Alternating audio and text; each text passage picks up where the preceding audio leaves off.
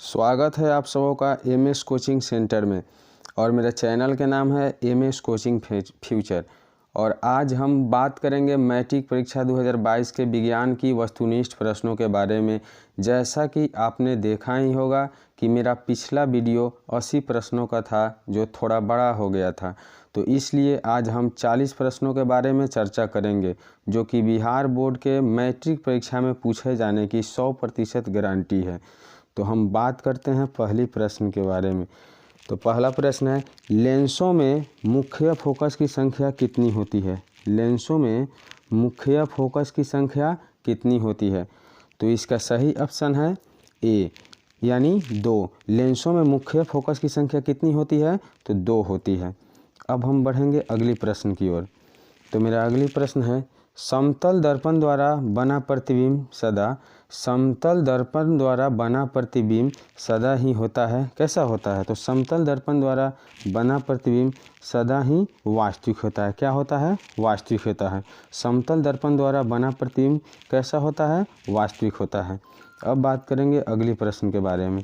तो अगली प्रश्न है, आँख व्यवहार होता है, यानी आँख में व्यवहार होता है। तो आँख में किस लेंस का व्यवहार होता है?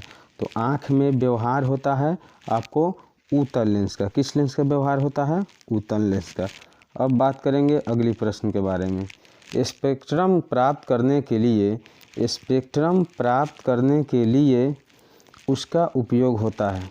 स्पेक्ट्रम प्राप्त करने के लिए किसका उपयोग होता है? तो स्पेक्ट्रम प्राप्त करने के लिए प्रिज्म का उपयोग होता है। किसका उपयोग होता है? प्रिज्म का। स्पेक्ट्रम प्राप्त करने के लिए प्रिज्म का उपयोग होता है। अब बात करेंगे अगली प्रश्न के बारे में। रेटिना पर किसी वस्तु का उल्टा तथा वास्तविक प्रतिबिंब किसके द्वारा बनता है? रेटिना पर किसी वस्तु का उल्टा तथा वास्तविक प्रतिबिंब किसके द्वारा बनता है? तो इसका सही आंसर है आम लेंस के, यानी आम नेत्र लेंस के द्वारा वस्तु का रेटिना पर प्रतिबिंब वास्तविक और उल्टा बनता है। अब बात करेंगे अगली प्रश्न के बारे में। तो अगली प्रश्न है, एक विद्युत बल्ब पर रेटिंग है 220 वोल्ट से 100 वाट। एक विद्युत बल्ब पर रेटिंग कितना है? 220 वोल्ट से 100 वाट। तो इसके फिलामेंट का प्रतिरोध क्या होगा? इसके फिलामेंट का प्रतिरोध कितना होगा? तो इसका फिलामेंट का प्रतिरोध होगा 484 ओम। कितना होगा? 484 ओम। अब बात करेंगे अगली प्रश्न के बारे में। विभवांतर मापने वाले यंत्र को क्या कहा जाता है? विभवांतर मापने वाले यंत्र को क्या कहा जाता है? तो विभवांतर मापने वाले यंत्र को वोल्ट मीटर कहा जाता है। क्या कहा जाता है? Volt meter. विभवांतर मापने वाले यंत्र को वोल्ट मीटर कहा जाता है।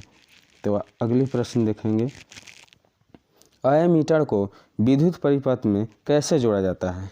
एमीटर को विद्युत परिपथ में कैसे जोड़ा जाता है? तो हम जान लेंगे कि एमीटर को विद्युत परिपथ में कैसे जोड़ना है। तो एमीटर को विद्युत परिपथ में श्रेणी क्रम में जोड़ना है। कैसे जोड़ना है? श्रेणी क्रम में। तो इसका सही आंसर हुआ श्रेणी क्रम। अब बात करेंगे अगले प्रश्न के बारे में। विद्युत मोटर परिवर्तित करता है। विद्युत मोटर क्या परिवर्तित करता है? तो विद्युत मोटर परिवर्तित करता है विद्युत ऊर्जा को यांत्रिक ऊर्जा में। किसे करता है? विद्युत ऊर्जा को यांत्रिक ऊर्जा में। तो सही आंसर क्या हुआ? विद्युत ऊर्जा को यांत्रिक ऊर्जा में। अब बात करेंगे अगली प्रश्न के बारे में। तो अगली प्रश्न है, विद्युत फ्यूज बचाता है, यानी विद्युत फ्यूज क्या बचाता है? तो विद्युत फ्यूज बचाता है लघुपथन में बहने वाली उच्च धारा को खतरे से। किससे बचाता है? तो लघुपथन में बहने वाली उच्च धारा के खतरे से।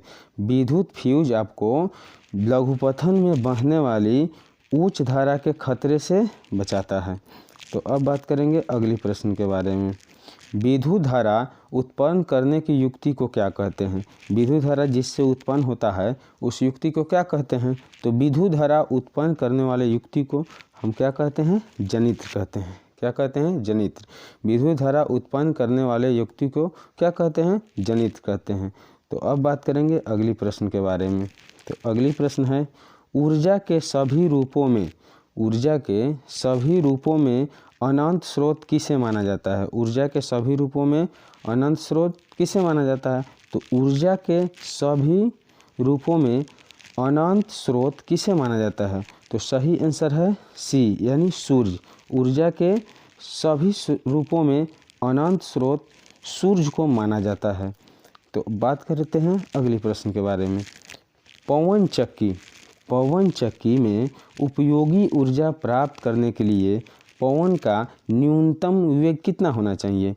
यानी पवन चक्की में उपयोगी ऊर्जा प्राप्त करने के लिए पवन चक्की का न्यूनतम वेग कितना होना चाहिए?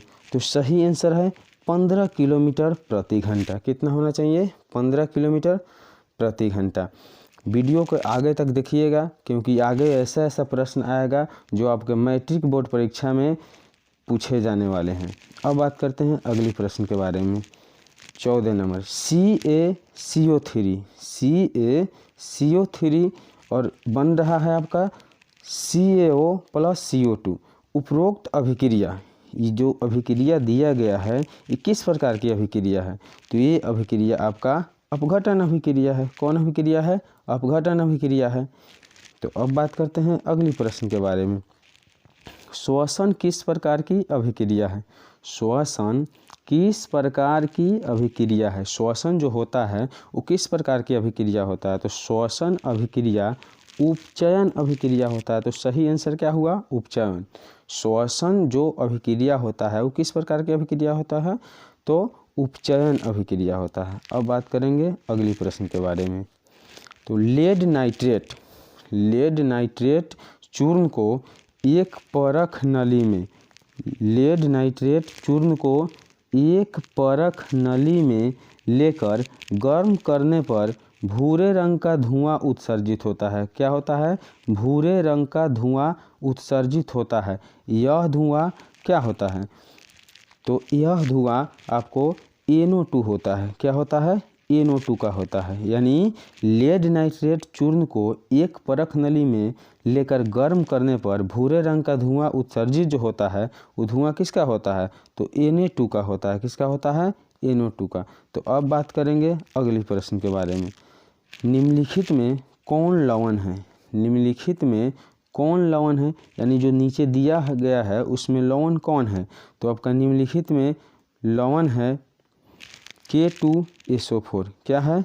K2SO4 यानी ऑप्शन सी K2SO4 आपका क्या है? लवण है। अब बात करेंगे अगली प्रश्न के बारे में। कठोर जल को मृदु बनाने के लिए सोडियम के किस यौगिक का उपयोग किया जाता है? सोडियम के किस यौगिक का उपयोग किया जाता है? तो सही ऑप्शन है आपका सोडियम कार्बोनेट। किसका उपयोग किया जाता है? सोडियम कार्बोनेट का। अब हम बात करेंगे अगली प्रश्न के बारे में। लोहे का परमाणु संख्या कितना होता है? लोहा जो होता है उसका परमाणु संख्या कितना होता है? तो लोहा का परमाणु संख्या 26 होता है। कितना होता है? 26। लोहे का परमाणु संख्या 26 होता है। अब चलते हैं नेक्स्ट क्वेश्चन की तरफ। जस्ता और तनु हाइड्रोक्लोरिक क्या है? जस्ता और तनु हाइड्रोक्लोरिक अम्ल की अभिक्रिया के फलस्वरूप निम्नांकित कौन सा गैस बनाता है? जब जस्ता और तनु हाइड्रोक्लोरिक अम्ल की अभिक्रिया होता है तो कौन सा गैस बनाता है? तो ये बनाता है H2 गैस। कौन गैस बनाता है? H2 gas. तो सही आंसर हुआ H2 यानी H2 गैस बनाता है। ठीक है, अब आगे चलेंगे। निम्नलिखित में कौन अधिक अभिक्रियाशील है? कौन अधिक अभिक्रियाशील है? निम्नलिखित जो दिया गया है ऑप्शन इसमें से कौन अधिक अभिक्रियाशील है? तो आपको सबसे अधिक अभिक्रियाशील क्या है? कॉपर यानी Cu सबसे अधिक अभिक्रियाशील है। अब बात करते हैं अगले प्रश्न के बारे में। विद्युत अपघटन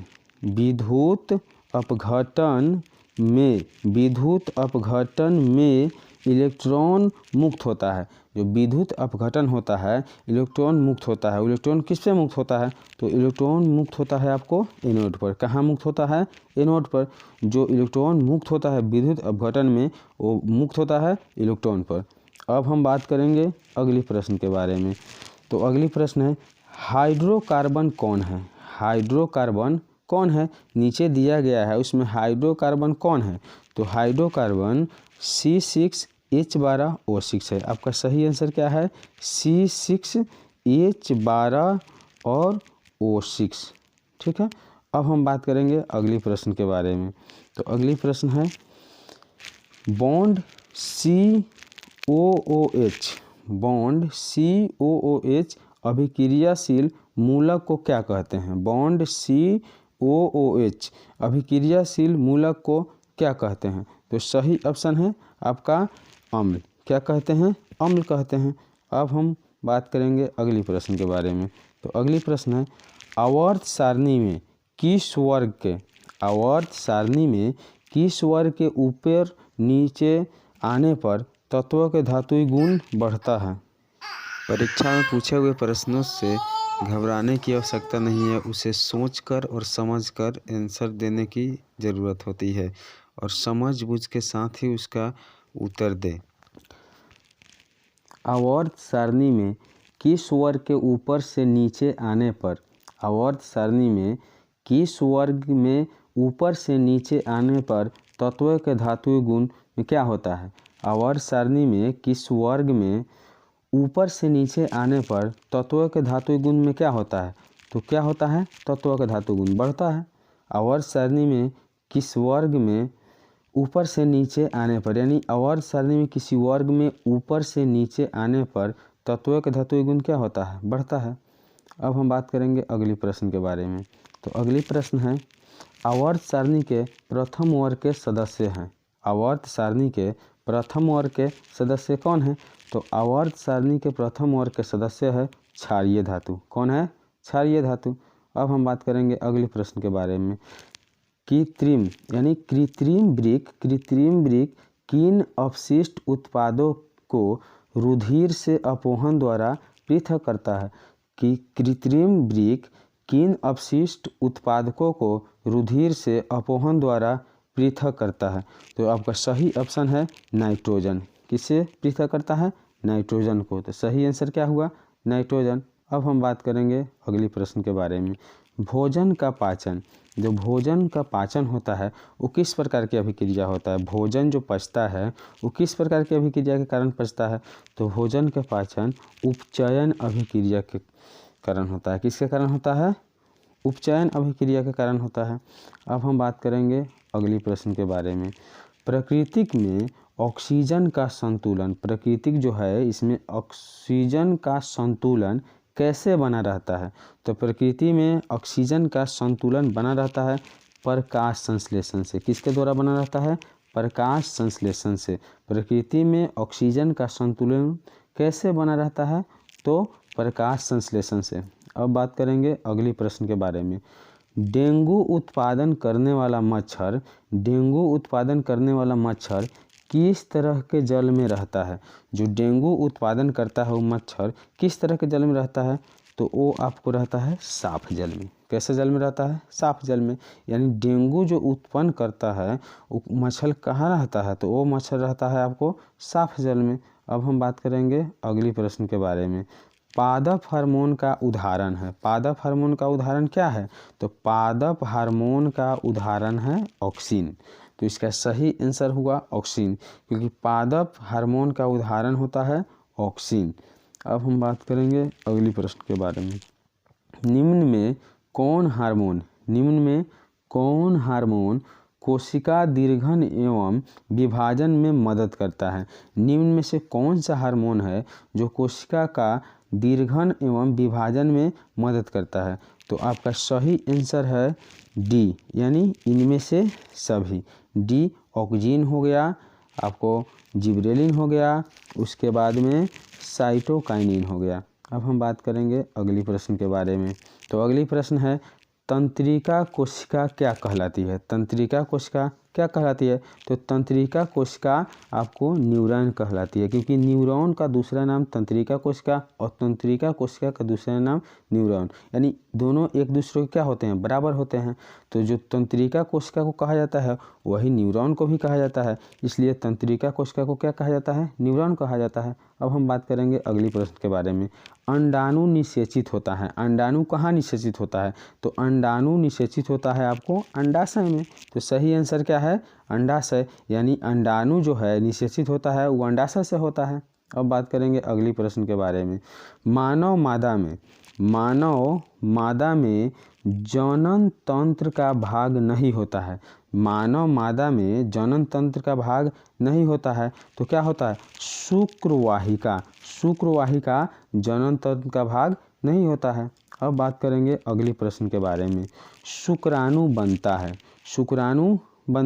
तो शुक्राणु कैसे बनता है और कहाँ बनता है, तो शुक्राणु बनता है आपको वृषण में। कहाँ बनता है, वृषण में।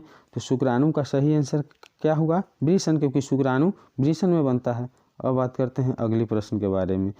पुस्तक द ओरिजिन ऑफ स्पीसीज, यानी पुस्तक का नाम है द ओरिजिन ऑफ स्पीसीज, ये किसके द्वारा लिखा गया है, तो द ओरिजिन ऑफ स्पीसीज किसके द्वारा लिखा गया है, तो चार्ल्स डार्विन के द्वारा लिखा गया है। किसके द्वारा लिखा गया है, चार्ल्स डार्विन के द्वारा। तो सही आंसर होगा चार्ल्स डार्विन। अब बात करेंगे अगली प्रश्न के बारे में। अगली प्रश्न है आपका, ओजोन परत पाई जाती है। ओजोन परत कहाँ पाई जाती है, तो ओजोन परत आपको जो पाया जाता है वो स्ट्रेटोस्फियर में। कहाँ पाया जाता है, स्ट्रेटोस्फियर में पाया जाता है। अब बात करेंगे अगली प्रश्न के बारे में। निम्न में कौन एक जैविक प्रक्रम द्वारा अपघटित होने वाला पदार्थ है, यानी निम्न में कौन एक जैविक प्रक्रम द्वारा अपघटित होने वाला पदार्थ है, तो इसका सही आंसर है सूखे घास के पत्ते, यानी सूखे घास के पत्ते आपको जैविक प्रक्रम द्वारा अपघटित होने वाला पदार्थ है। अब बात करते हैं अगली प्रश्न के बारे में। तो निम्नलिखित में कौन एक भूमिगत जल का उदाहरण है। निम्नलिखित में कौन एक भूमिगत जल का उदाहरण है, यानी निम्नलिखित के द्वारा किससे भूमि से जल प्राप्त किया जा सकता है, तो आपका सही आंसर होगा कुआं। यानी निम्नलिखित में भूमिगत जल का उदाहरण क्या होता है, कुआं होता है। तो इस प्रकार से मेरा 40 प्रश्न आपके सामने रख दिया गया और इससे आशा करते हैं कि 40 प्रश्न आपके मैट्रिक 2022 के एग्ज़ाम में पूछे जाएंगे।